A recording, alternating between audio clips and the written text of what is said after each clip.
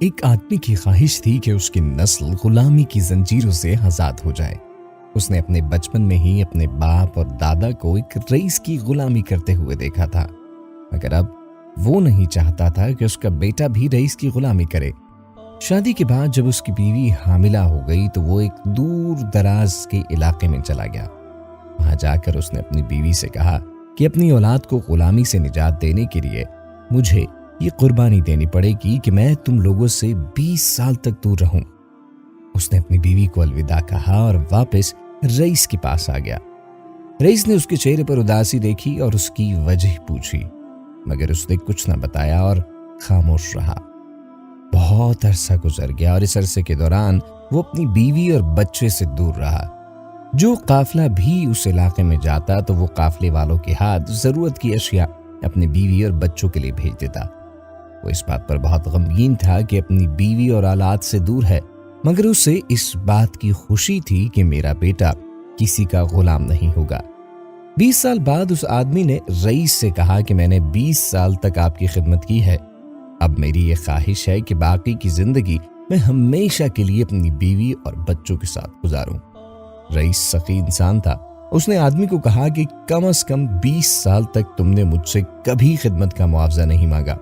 اس نے آدمی کو بہت سارے مال مویشی دے کر رخصت کیا۔ آدمی بہت سارے مال مویشیوں کو اپنے ساتھ لے کر سفر پر روانہ ہوا۔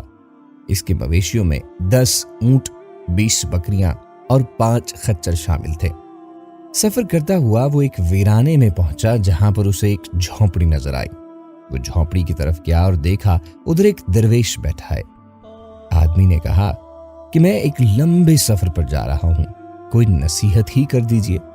درویش نے کہا میں بغیر اجرت کے تو کبھی نصیحت نہیں کرتا، اگر تم مجھے ایک اونٹ دو گے تو بھی میں تجھے ایک نصیحت کروں گا۔ آدمی نے اسے اپنا ایک اونٹ دے دیا تو درویش نے کہا کہ جس رات بھی آسمان پر 7 ستارے ایک ہی قطار میں دیکھنا، اس وقت ایک پہاڑ کا رخ کرنا، اگر ایسا نہ کیا تو نقصان اٹھاؤ گے۔ آدمی نے درویش کو ایک اونٹ دیتے ہوئے کہا کہ مجھے آپ کی نصیحت پسند نہیں آئی، مجھے کوئی اور نصیحت کر دیجئے۔ درویش نے کہا کسی بھی مسکراہٹ والے چہرے کی آنکھوں میں چھپے شیطان کو پڑھنا سیکھ لو۔ آدمی نے کہا کہ یہ نصیحت تو مجھے بیکار سی معلوم ہوتی ہے، مجھے کوئی اور نصیحت کیجیے۔ آدمی نے درویش کو اپنا دوسرا اونٹ بھی دے دیا۔ درویش نے آدمی کو تیسری نصیحت کرتے ہوئے کہا کہ پچھتا کر سو جانا، مگر کسی کی جان لے کر مت سونا۔ آدمی نے دل میں سوچا کہ نہ ہی میں زندگی میں کسی کی جان لے سکتا ہوں اور نہ ہی مجھے کبھی کسی بات پر پچھتاوا ہوا ہے۔ آدمی نے درویش کو تیسرا اونٹ بھی دے دیا اور کہا کہ مجھے آخری نصیحت کر دیجئے۔ درویش نے آدمی کو آخری نصیحت کرتے ہوئے کہا کہ ایسے سفید پوش انسان کو ضرور پہچان لینا جو بھوک سے مرنا تو پسند کرے گا مگر پھر بھی کسی کے سامنے ہاتھ نہیں پھیلائے گا۔ وہ آدمی درویش کی آخری نصیحت سن کر اپنی منزل کی طرف روانہ ہوا۔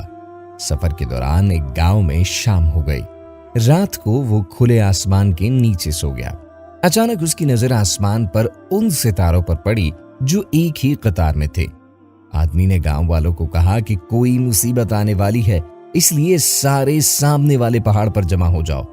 گاؤں والوں نے تو اس کا مذاق اڑانا شروع کر دیا، مگر وہ اپنے مویشیوں کو ہانکتا ہوا پہاڑ کی طرف روانہ ہوا۔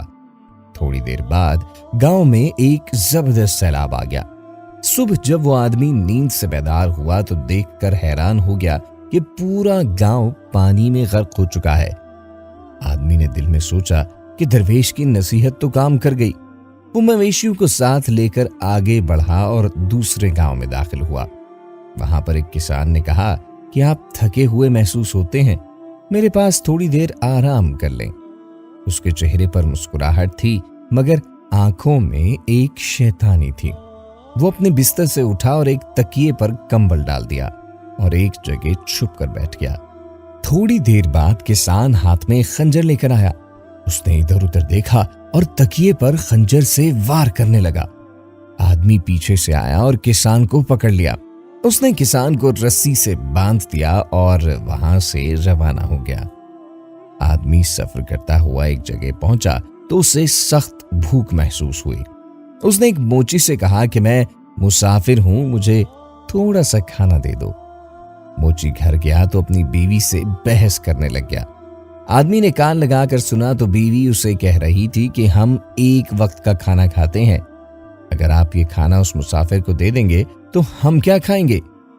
मोची ने कहा कि हम फाका कर लेंगे।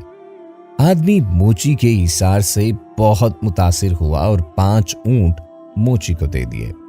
सफर करते हुए वो अपने गांव में दाखिल हुआ। आधी रात को अपने घर में दाखिल हुआ तो उसकी बीवी किसी मर्द के साथ बातें कर रही थी। आदमी को बीवी पर बहुत गुस्सा आया और उसने दोनों को कत्ल करना चाहा, मगर दरवेश की नसीहत याद आ गई कि पछता कर सो जाना मगर किसी की जान लेकर मत सोना। वो सारी रात इसी पछतावे में लेटा रहा कि उसे अपनी बीवी से जुदा नहीं होना चाहिए था। इतने अरसे तक बीवी से जुदा रहा तो उसकी बीवी ने एक गैर मर्द के साथ नाजायज ताल्लुकात बना लिए हैं। सुबह उठा तो अपने एक करीबी दोस्त से मिलने गया। उसके दोस्त ने बताया कि तुम्हारे जाने के बाद तुम्हारी बीवी ने अपने बेटे की बहुत अच्छी तरह तरबियत की और अब वो एक कामयाब ताजिर बन चुका है। आदमी अपनी इस गलत सोच पर बहुत पछताया कि वो 20 साल बाद वापस आया है तो उसने ये क्यों ना सोचा कि उसका बेटा भी जवान हो चुका होगा। वो जिसको गैर मर्द समझ रहा था दरअसल उसका अपना ही बेटा था जो अब जवान हो चुका था। दरवेश की वो 4 नसीहतें जिनको वो बेकार समझ रहा था उसके लिए सूदमंद साबित हुई और वो सोचने लगा कि 4 ऊंट देकर 3 नसीहतें हासिल करना उसके लिए घाटे का सौदा नहीं था। इसीलिए तो कहते हैं कि जब कोई नसीहत दे तो उसे संभाल कर रखो। क्या खबर जिंदगी में कब कोई नसीहत काम आ जाए।